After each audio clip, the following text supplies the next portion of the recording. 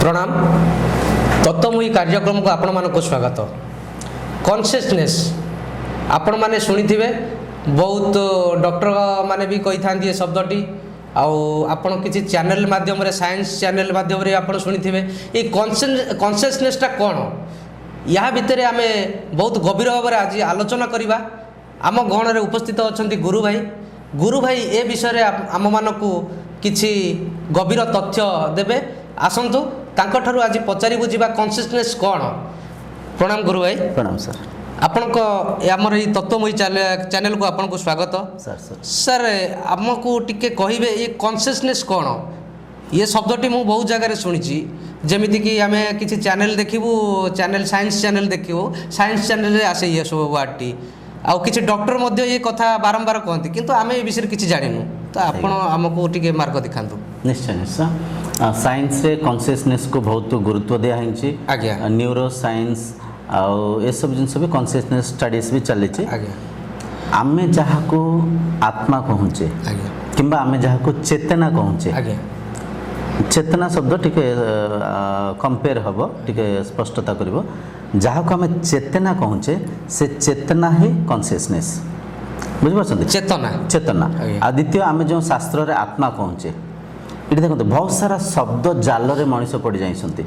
शब्द जाल रे पड़ जाइकरी गोटे कथा को मूल उद्देश्य को भूली जाइछन्ती। माने भाबनियंतु आमे पानी अछि पानी को आमे कहबा जल H2O तानी बेलम नीलू विभिन्न प्रकार नाम रे आमे विभिन्न शब्दर उच्चारण कले मध्य पानी तत्व रे पानी मूल तत्व हला पानी पानी। ठीक सेमती इटे अंग्रेजी रे जहाँ को आमे कॉन्शियसनेस कहूचे से कॉन्शियसनेस को ही ओडिया भाषा रे आमे चेतना कहि परिबा। चेतना वैदिक भाषा रे आमे ब्रह्म किंबा आत्मा कहि परिबा। गोटे शब्द कॉन्शियसनेस हला एक शक्ति। आज्ञा बुझिपारछन्ती एक शक्ति जो शक्ति रु ए संसार सृष्टि होइछि जो शक्ति रे ए संसार परिचालन होइछि जो शक्ति भितरे ए संसार परिवर्तन मध्य होइछि जो शक्ति आधार बुझिपारछन्ती से शक्ति को इठी कॉन्शियसनेस कहा जाइछि। आत्मा चेतना आउ कॉन्शियसनेस ये तीनटा जाक गोटे शब्द गोटे माने तत्व। आज्ञा शब्द रे हमें भेद करि आज्ञा जदि हमें कहबा कॉन्शियसनेस कोन अंग्रेजी शब्द इंग्लिश रे में चर्चा होचे इंग्लिश रे हम ताको व्याख्या करछे से कॉन्शियसनेस को ही ओडिया भाषा रे हमें कहचे चेतना। आज्ञा वैदिक भाषा रे हमें कहचे ब्रह्म किंबा आत्मा। गुरु भाई मते आ गोटे प्रश्नर उत्तर देबे आपण आत्मा आउ चेतना ये दीटा भितर किछि पार्थक्य अछि ना आत्मा चेतना एक ना किछि पार्थक्य ना एक स्पष्ट भाव रे बुझंतु। भाषार भेद अछि भाषार पार्थक्य अछि किंतु एक्चुअली कोनसे पार्थक्य नाही। से कॉन्शियसनेस जोंटा आमे अंग्रेजी रे किंबा साइंटिफिक भाषा रे कहूचे से या को ही ओडिया भाषा रे आमे चेतना कहूचे से चैतन्य सत्ता को ही वैदिक भाषा रे आमे कहूचे आत्मा किंबा ब्रह्म भी शब्द रे आमे व्यवहार करता। तो कॉन्शियसनेस ला एक शक्ति एक आधार जो शक्तिर आधार रे मन मनन चिंतन करुची जो शक्तिर आधार रे इंद्रिय तांको भोग्य वस्तु को अनुभव करि पारसंती जो शक्तिर आधार रे प्राण शक्ति जीवित अच्छे किंबा शरीर ए संसार रे परिचालन होची। तो से शक्ति हला आधार से शक्ति हला मूल आ सबठो बड़ कथा हला से शक्ति आपण निजे बुझी पारसंती। ठीक जटिल कथा ए सब कथा साधारण भाषा रे हम सब कथा है न था ये सब ए परिका चर्चा आज समाज रे कोठी होनी। आमे विभिन्न शास्त्र को विभिन्न व्याख्या करछे किंतु असली तत्व को बहुत लोग धरी पारंतनी। तने इथे चेतना कहंतु आत्मा कहंतु ब्रह्म कहंतु कॉन्शियसनेस कहंतु ये सब सिनोनिम्स विभिन्न शब्दों को आमे व्यवहार करछे किंतु तत्व रे से गोटाए एक शक्ति एक आधार बुझिपारछन्ती। गुरु भाई आत्मा आउ परमात्मा आत्मा आउ परमात्मा ये दुईटा कौन केमती कौन आपण भिन्न कि नहीं भिन्न नुहे देखो शब्दर जाल रे मनीष हजि जाइछन्ती।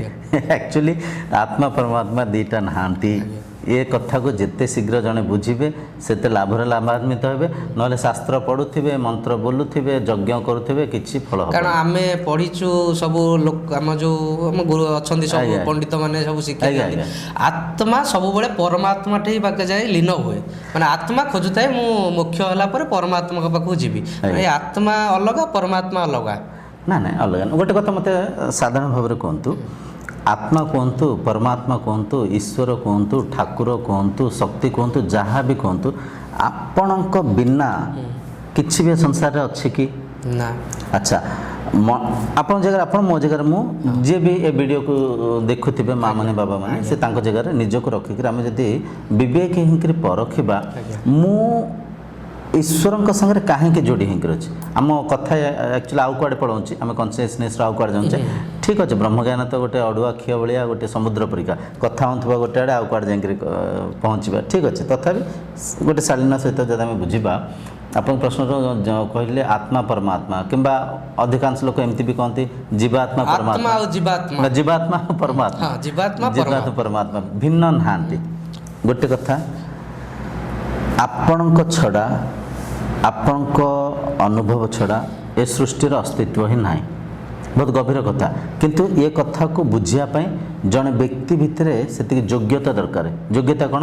ଜଣଙ୍କ ମନ ଟିକେ ଶାନ୍ତ ଥିବ, ଭୌତିକ ଆଶା ଅଭିଳାଷା ଇଚ୍ଛା ବାଞ୍ଚନାର ଟିକେ ସେ ଟିକେ ତୃପ୍ତ ଥିବେ। ତାଙ୍କ ମନରେ ଆମେ ଯେଉଁ ଆଧ୍ୟାତ୍ମିକତାକୁ ମାନିକି ବସିଛେ ତାକୁ ଛାଡ଼ିଲା ପରିକା ମନରେ ଟିକେ ଫ୍ଲେକ୍ସିବିଲିଟି ଦରକାର। ତୃତୀୟ ହେଲା, ସବୁ କଥାକୁ ତର୍ଜମା କରିଲା ପରିକା ବିବେକ ଦରକାର। ତାଙ୍କ ଭିତରେ ବୈରାଗ୍ୟ ଦରକାର। ଇନ୍ଦ୍ରିୟଙ୍କୁ ସଂଯମିତ ସହିତ ରଖିକିରି ତାକୁ ସେ କଥାକୁ ତର୍ଜମା କରିବା ପାଇଁ ଗୋଟେ ଏକ ମନସ୍ଥିତି ଦରକାର। ସେଇ ଯୋଗ୍ୟ ବ୍ୟକ୍ତି, ଏହିସବୁ ଗୁଣ ଥିବା ବ୍ୟକ୍ତି ଏ କଥାକୁ ବୁଝିପାରିବେ। ନଚେତ୍ ବହୁତ କଥା ତର୍କ କରିବେ, ଶୁଣିବେ, ମୁଣ୍ଡରେ ସେଟା ହେଉଛି ମାନେ ଫ୍ଲୋ ହେଇଯିବ, କିଛି ଜାଣିପାରିବେନି। ଗୋଟେ କଥା, ପରମାତ୍ମା ଗୋଟେ ଶକ୍ତି, ଯେମିତି ଆପଣ କହିଲେ କନସିୟସନେସ୍, ସେ ଗୋଟେ ଶକ୍ତି, କିମ୍ବା ତାକୁ ଆଉ ଗୋଟେ ଶବ୍ଦ ଆମେ ବ୍ୟବହାର କରିପାରିବା ବ୍ରହ୍ମ, ସେ ଗୋଟେ ଶକ୍ତି। ସେଇ ଶକ୍ତିରେ ବ୍ରହ୍ମାଣ୍ଡ ରଚନା ହେଇଛି, ସେଇ ଶକ୍ତିରେ ବ୍ରହ୍ମାଣ୍ଡ ପରିଚାଳନା ହେଉଛି। ଆଚ୍ଛା, ଦ୍ୱିତୀୟ କଥା, ଅଧିକ କିଛି ଲୋକ ତାଙ୍କ ସ୍ୱାର୍ଥ ପୂର୍ତ୍ତି କରିବା ପାଇଁ ସେମାନେ ଜୀବାତ୍ମା ପରମାତ୍ମା ଭିନ୍ନ ବୋଲିକରି ବ୍ୟାଖ୍ୟା କରିଥାନ୍ତି। ଜୀବାତ୍ମା ପରମାତ୍ମାକୁ ପ୍ରାପ୍ତ କରିବ, ଜୀବାତ୍ମା ପରମାତ୍ମା ପାଖରେ ଲୀନ ହେବ। ଜୀବାତ୍ମା କିଛି ସାଧନାର ବିଧି, କିଛି ପୂଜାର ଆଚରଣ, ଏସବୁ ଜିନିଷ କଲେ ସେ ଯାଏ ପରମାତ୍ମା ପ୍ରାପ୍ତି କରିବ। ଏହି ପ୍ରକାର ଲୋଭ ମୋହ ଦେଖେଇକିରି ଅନେକ ପୂଜା କରୁଥାନ୍ତି, ଅନେକ ଯଜ୍ଞ କରୁଥାନ୍ତି, ଅନେକ ଈଶ୍ୱରୀୟ ବିଧିବିଧାନ କରୁଥାନ୍ତି। ଲୋକକୁ ଠକି ମଣ୍ଡିକିରି ସେ ନିଜେ ସ୍ୱାର୍ଥପୂର୍ତ୍ତି ତାଙ୍କର ହୁଅନ୍ତାଏ। ସେ କିଛି ଧନ ପାଇଲେ, କିଛି ଯଶ ଖ୍ୟାତି ପାଇଲେ, କିଛି ଦାନ ଆଦି କାର୍ଯ୍ୟକ୍ରମ, ସେମାନେ କିଛି ବସ୍ତ୍ର, କିଛି ପଇସା ଦକ୍ଷିଣା ସେମାନେ ତ ପାଇଲେ, କିନ୍ତୁ ବିଚାରା ଦାତା ଯିଏ ପରମାତ୍ମା ପ୍ରାପ୍ତି କରିବା ପାଇଁ ପ୍ରୟାସ କରୁଛନ୍ତି, ସିଏ ବିଚାରା ଠକାମିରେ ପଡ଼ିଯାଉଥାନ୍ତି। ଏଠି ଗୋଟେ କଥା ଆମେ ବୁଝିବା ଦରକାର, ଯେକୌଣସି ଅନୁଷ୍ଠାନରେ ମୁଁ ଯୋଡ଼ି ହେଇଛି, ଈଶ୍ୱର ହେଉ, ଗୋଟେ ଧର୍ମ ହେଉ, ତାର ଉଦ୍ଦେଶ୍ୟ କ'ଣ?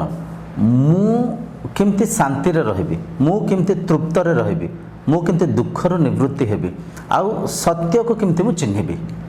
ବୁଝିପାରୁଛନ୍ତି? ଆଚ୍ଛା, ମୋ ବିନା ଏ ସଂସାରର ଅସ୍ତିତ୍ୱ ଅଛି କି? ଆମେ ଦେଖୁଛେ, ସବୁ ଦେଖାଯାଉଛି। ଆଖି ବନ୍ଦ କରିଦେଲେ ସଂସାର ଅଦୃଶ୍ୟ, ଆଉ କିଛି ନାହିଁ, କିଛି ନାହିଁ। ମନ ମାଧ୍ୟମରେ ମନନ ଚିନ୍ତନ କରୁଛେ ତ ଜ୍ଞାନ ଅଛି, ଶାସ୍ତ୍ର ଅଛି, ଗୁରୁ ଅଛନ୍ତି, ଶିଷ୍ୟ ଅଛନ୍ତି, ଯାହା ବି ଆମେ ସମ୍ପର୍କ ଏ ସଂସାର ମନ ଥିବାରୁ ଏସବୁ ଅଛି। ମନ ନାହିଁ ତ କେଉଁଠି ଅଛି? କିଛି ଅଛି କି? କିଛି ନାହିଁ। କିନ୍ତୁ ଆମ ମନ ଏମିତି ଦ୍ୱୈତରେ ବାନ୍ଧି ହେଇଯାଇଛି, ଆମ ମନ ଏମିତି ବହିର୍ମୁଖୀ ହେଇକରି ଛନ୍ଦି ହେଇଯାଇଛି।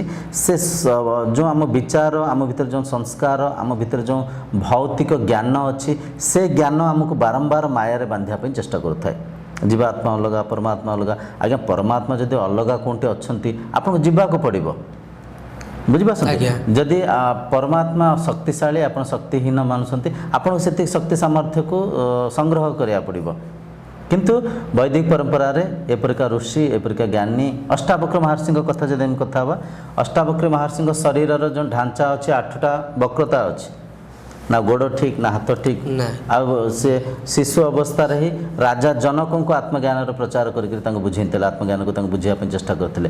ତ ଏଠି ଆପଣ କିଛି ବନିବେନି, ଆପଣ ଅଛନ୍ତି, ସେଇ ଆତ୍ମା ହିଁ ଅଛନ୍ତି, ସେଇ ସବୁ କିଛି, ବାସ୍ ସେଇ କନସିୟସନେସ୍ ହିଁ ଅଛନ୍ତି ଆଜ୍ଞା କିନ୍ତୁ ଅଜ୍ଞାନରେ ନିଜକୁ ଦେହ ମାନି ନେଇଛନ୍ତି ନିଜକୁ ସୀମିତ ମାନି ନେଇଛନ୍ତି ନିଜକୁ ଶରୀର ମାନି ନେଇଛନ୍ତି ତ ଜ୍ଞାନ ବଳରେ ଯେତେବେଳେ ଆପଣ ସେଲ୍ଫ ଏନକ୍ୱାରି କରିବେ ନିଜକୁ ତର୍ଜମା କରିକି ବୁଝିବା ପାଇଁ ଚେଷ୍ଟା କରିବେ ଶରୀର କାହା ସାହାଯ୍ୟରେ ପରିଚାଳନା ହେଉଛି ଇନ୍ଦ୍ରିୟଙ୍କ ସାହାଯ୍ୟରେ 5ଟା ଜ୍ଞାନେନ୍ଦ୍ରିୟ 5ଟା କର୍ମେନ୍ଦ୍ରିୟ ଆମ ଶରୀରରେ ଅଛନ୍ତି ଆଖି ନାକ କାନ ଜିଭ ତ୍ୱଚା ଜ୍ଞାନେନ୍ଦ୍ରିୟ କର୍ମେନ୍ଦ୍ରିୟ କ'ଣ ହାତ ଗୋଡ଼ ମଳଦ୍ୱାର ମୂତ୍ରଦ୍ୱାର ପାଟି ଏ ଯେଉଁ 10ଟା ଇନ୍ଦ୍ରିୟ ମାଧ୍ୟମରେ ଶରୀର ପରିଚାଳନା ହେଉଛି ଇନ୍ଦ୍ରିୟଙ୍କୁ କିଏ ନିୟନ୍ତ୍ରଣ କରୁଛି ମନ ହଁ କି ନା ଇନ୍ଦ୍ରିୟଙ୍କର ସ୍ୱାମୀ ମନ ଥିବାରୁ ଆଖି ଦୃଶ୍ୟକୁ ଚିହ୍ନି ପାରୁଛି ମନ ଥିବାରୁ ଶବ୍ଦ ଆମେ ଭାଷା କଥାବାର୍ତ୍ତା ହେଉଛେ ଏ ଭାଷାର ଅର୍ଥକୁ କେଉଁଠି ଚିହ୍ନୁଛେ ମନରେ ମନ ହେଉଛି ଇନ୍ଦ୍ରିୟଙ୍କର ଆଧାର ଇନ୍ଦ୍ରିୟଙ୍କର ସ୍ୱାମୀ ଆଚ୍ଛା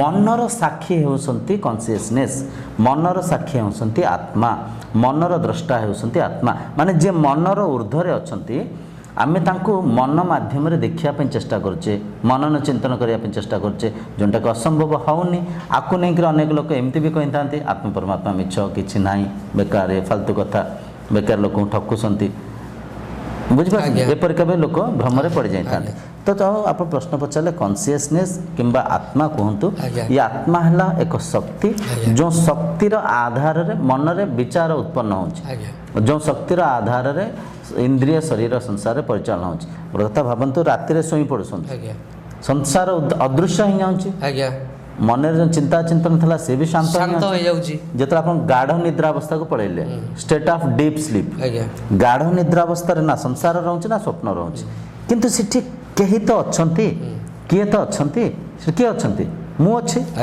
ଆପଣ ଜାଗାରେ ଆପଣ ମୋ ଜାଗାରେ ମୁଁ ଆମେ ସମସ୍ତେ କଥାକୁ ଅନୁଭବ କରୁଛେ କଥା କାଟି ପାରିବାନି ସେ ଯେଉଁ ଅସଲି ମୁଁ ଅଛି ସେ ମୁଁ ହେଲା କନସିୟସନେସ୍ ସେ ମୁଁ ହେଲା ଆତ୍ମା ସେ ମୁଁ ହେଲେ ଜଗନ୍ନାଥ ଜଗତର ନାଥ ମାନେ ସେ କନସିୟସନେସ୍ ହେଲା ଏକ ସେ ଆତ୍ମା ହେଲା ଏକ ଆମେ ସମସ୍ତେ ସେ କନସିୟସନେସ୍ ସ୍ତରରେ ଯୋଡ଼ି ହେଇକିରି ଅଛେ ସେ ଅଜର ସେ ଅମର ସେ ଅବିନାଶୀ ସେ ସର୍ବବ୍ୟାପକ ସେ ସବୁ ଜାଗାରେ ସେ ହିଁ ଅଛନ୍ତି ସବୁ ଜାଗାରେ ମାନେ କ'ଣ ବାହାର ଭିତରକୁ ଯିବେ ଆତ୍ମାକୁ ଚିହ୍ନିବା ପାଇଁ ହେଲେ ଭିତରକୁ ଯିବେ କନସିୟସନେସ୍ ଆଧାରରେ ମନନ ଚିନ୍ତନ କରୁଛି ମନରେ ଯାହା ବି ସଂସ୍କାର ଭାଷା ବ୍ୟବହାର ଜ୍ଞାନ ବୁଦ୍ଧି ସବୁ ମନ ଭିତରେ ଅଛି ତାହେଲେ ଆମେ ସବୁ ବାହାରେ ଖୋଜୁଛୁ ଆମେ ବାହାରେ ଖୋଜୁଛେ ଆଧ୍ୟାତ୍ମିକତାକୁ ଆମେ ଓଲଟା କରିଦେଇଛେ ଯିଏ ଭିତରେ ଅଛନ୍ତି ଭିତରେ ଖୋଜିବା ଦରକାର ଭିତରେ କେମିତି ଖୋଜିବା ଗୁରୁଙ୍କ ମାଧ୍ୟମରେ ଆମେ ସ୍ୱାଧ୍ୟାୟ କରିବା ମନରେ ବିଚାର ଜାଗୃତ ହେଉଛି ବିଚାରକୁ କିଏ ଦେଖୁଛି ମୁଁ ଦେଖୁଛି ମନ ବିଚାର ରହିତ ସ୍ଥିତିରେ ରହୁଛି ସେ ସ୍ଥିତିକୁ କିଏ ଦେଖୁଛି ମୁଁ ହିଁ ଦେଖୁଛି ଦେଖନ୍ତୁ ପ୍ରତିଦିନ ଆମେ ଯାହା ବି କାମ କାର୍ଯ୍ୟ କରୁଛେ ସେ ପ୍ରତ୍ୟେକ କାମ କାର୍ଯ୍ୟ ସାଙ୍ଗରେ କନସିୟସନେସ୍ ଯୋଡ଼ି ହେଇକିରି ଅଛି ଆତ୍ମା ଯୋଡ଼ି ହେଇକିରି ଅଛି ଭାବି ନିଅନ୍ତୁ ଗୋଟେ ଦୃଶ୍ୟକୁ ଦେଖୁଛେ ଦୃଶ୍ୟ ଯୁକ୍ତ ମନ ଯୁକ୍ତ କନସିୟସନେସ୍ ଶବ୍ଦ ଭାଷାକୁ ଶୁଣୁଛନ୍ତି ବୁଝିପାରୁଛନ୍ତି କାନ ଯୁକ୍ତ ମନ ଯୁକ୍ତ କନସିୟସନେସ୍ ଆମେ ବସିଛେ ଥଣ୍ଡା ପବନ ନେଉଛି ଥଣ୍ଡା ପବନର ଆମେ ସ୍ପର୍ଶକୁ ନେଉଛେ ଆଚ୍ଛା ଥଣ୍ଡା ପବନ ଚର୍ମେନ୍ଦ୍ରିୟ ଯୁକ୍ତ ମନ ଯୁକ୍ତ କନସିୟସନେସ୍ ମାନେ ଦେଖନ୍ତୁ ଯାହା ବି ହସୁଛନ୍ତି ଖାଉଛନ୍ତି ମନନ ଚିନ୍ତନ କରୁଛନ୍ତି ଆପଣ ରାଗିଛନ୍ତି ଶାନ୍ତ ଅଛନ୍ତି ଯାହା ବି କରନ୍ତୁ ପ୍ରତ୍ୟେକ କ୍ରିୟାର ପଛଆଡ଼େ ଚେତନା ଅଛି କନସିୟସନେସ୍ ଅଛି ଆଉ ଦ୍ୱିତୀୟ କଥା କନସିୟସନେସ୍ ଛଡ଼ା ସଂସାର ନାହିଁ ଶରୀର ନାହିଁ ମନର ମନନ ଚିନ୍ତନ ନାହିଁ ଇନ୍ଦ୍ରିୟଙ୍କର ବୃତ୍ତି ନାହିଁ କିଛି ନାହିଁ ବହୁତ ଡିପ୍ କଥା ଆପଣ ଏମିତି କହିପାରିବେ କି ମୁଁ ଦେଖିଲି କେବଳ ଆଖି ଅଛି କେବଳ ମନ ଅଛି ହେଇପାରିବନି କିଛି ଲୋକ ଭାବନ୍ତି ମନ ହିଁ ସବୁକିଛି ମନ ସବୁକିଛି ନୁହଁ ଓଡ଼ିଆରେ ଆମେ କଥାବାର୍ତ୍ତା ହେଉଛେ ପରଖନ୍ତୁ ଗୋଟେ କଥା ଡିପ୍ଲି ଡିସ୍କସନ୍ କଲେ ବୁଝିପାରିବେ ଆମେ ଓଡ଼ିଆରେ କଥାବାର୍ତ୍ତା ହେଉଛେ ଭାବି ନିଅନ୍ତୁ ଜଣେ ଭାଇ ଅଛନ୍ତି ସେ ଚାଇନିଜ୍ ଓଡ଼ିଆ ଜାଣିନାହାନ୍ତି ସେ ଶବ୍ଦକୁ ଶୁଣୁଛନ୍ତି ନା ନାହିଁ କିନ୍ତୁ ଶବ୍ଦର ଅର୍ଥକୁ ବୁଝିପାରୁନାହାନ୍ତି କାହିଁ ବୁଝିପାରୁନାହାନ୍ତି ଏଠି ଆମେ ଓଡ଼ିଆ ଶବ୍ଦକୁ ଓଡ଼ିଆ ଭାଷାକୁ ବ୍ୟବହାର କରିଥିବାରୁ ସେ ଶବ୍ଦର ଅର୍ଥକୁ ଆମେ ବୁଝିଥିବାରୁ ମା ଆମକୁ ବୁଝେଇଥିବାରୁ କିମ୍ବା ଭୌତିକ ଗୁରୁଙ୍କ ପାଖରେ ବୁଝିଥିବାରୁ ଏ ଜ୍ଞାନ ଆମ ମନରେ ସଂଗ୍ରହିତ ହେଇକିରି ଅଛି ସେ ସଂଗ୍ରହିତ ସ୍ମୃତିକୁ ମାଧ୍ୟମ କରିକିରି ମୁଁ ଏ କଥାକୁ ବୁଝିପାରୁଛି ମୁଁ ମାନେ କ'ଣ ଚେତନା ମନର ଊର୍ଦ୍ଧ୍ୱରେ ଅଛନ୍ତି ଶବ୍ଦ ଆମକୁ ବି ଶୁଭୁଛି ଚାଇନିଜ୍ ଭାଇଙ୍କୁ ବି ଶୁଭୁଛି ଚାଇନିଜ୍ ଭାଇ ବୁଝିପାରୁନାହାନ୍ତି କାହିଁକି ସେ ଶବ୍ଦ ସାଙ୍ଗରେ ଜଡ଼ିତ ନାହାନ୍ତି ମନକୁ ପ୍ରୋଗ୍ରାମିଂ କରିନାହାନ୍ତି ମନକୁ କୋଡ଼ିଂ କରିନାହାନ୍ତି ବୁଝିପାରୁଛନ୍ତି କିନ୍ତୁ ସେ ଭାଇ ଭିତରେ ବି ଏଇ ଚୈତନ୍ୟ ସତ୍ତା ଆମ ଭିତରେ ବି ସେଇ ଚୈତନ୍ୟ ସତ୍ତା चैतन्य सत्ता एक, कॉन्शियसनेस एक, आत्मा एक, से एक आत्मा को आधार करके पंचभूत रे आकाश वायु अग्नि जल पृथ्वी ये पांचटा तत्व बेसिक एलिमेंट्स आम कहचे ये पांचटा तत्व रे ये शरीर आपण रूपक से शरीर प्रत्येक शरीर से पांचटा तत्व रे गढ़ा होती से पंच तत्व रे संसार परिचालन हो किंतु सबुर जो मूल ये सबुर जो आधार सी हेले कॉन्शियसनेस सी हेले आत्मा किंतु शब्द जाल आम हजि जाए किए कॉन्शियसनेस को कहले ना कॉन्शियसनेस आत्मा नुह आज्ञा आत्मा नुह जब आप मानी मानतु किसी असुविधा नहीं किसी लोग कहते ना आत्मा अलग जीवात्मा अलग परमात्मा अलग दुईटा किए बाहर आसती किछटा टीवी सीरियल भी अतिरंजित कर देछि आत्मा बाहर कुआड़ को गला कुआड़ आसिला शरीर भीतर पशिला टीवी अधा समाज को टीवी सीरियल बाटबणा कर देछि एक तो कॉन्शियसनेस अदृश्य शक्ति ताको आखि माध्यम रे देखि परिबानी से मन माध्यम रे मनन चिंतन करि परिबानी काहे कि करि परिबानी कारण अछि ता कारण से हेले विषय को वस्तु रूप में देखा असंभव से हेले सब्जेक्ट को ऑब्जेक्टिफाई करके देखा असंभव सी आधार जी मन को आधार रूप में मनर साक्षी भाव अच्छा मन माध्यम केमती मनन चिंतन करवा तेणुक ये ब्रह्म ज्ञान बहुत विवेकी होकर बहुत एकाग्र चित्तर शांत मनरे तर्जुमा कले ब्रह्म ज्ञान को बुझीपारे कि ब्रह्म ज्ञान लाभ लाभान्वित हो पारे। गुरु भाई आज तो समय हो गलानी आज्ञा आमे आज बहुत कथा आपण मानकठू शिखिलु आपण जो शिखेले जे कॉन्शियसनेस चेतना आम आत्मा परमात्मा माने सबु किछि होउची मो छड़ा द्वितीय गति किछि नाही मोरी भितरे मु खोजिले मु आउरी गुड़ भीतर को गले आउरी मु चेतना को असली मो को पाई मो असली मो को चिन्हि पारिबी। तो आपण माने ये विषय रे आपण कोन मतामत रहइबो आपण कमेंट माध्यम रे जणैबे। गुरु भाई आपन को अशेष अशेष धन्यवाद आपण आमको ये चेतना आ आत्मा परमात्मा विषय रे एते ज्ञान देले आ रखुछु रहउछु पुणी देखा हबो नेक्स्ट एपिसोड रे। ठीक रहउची नमस्कार।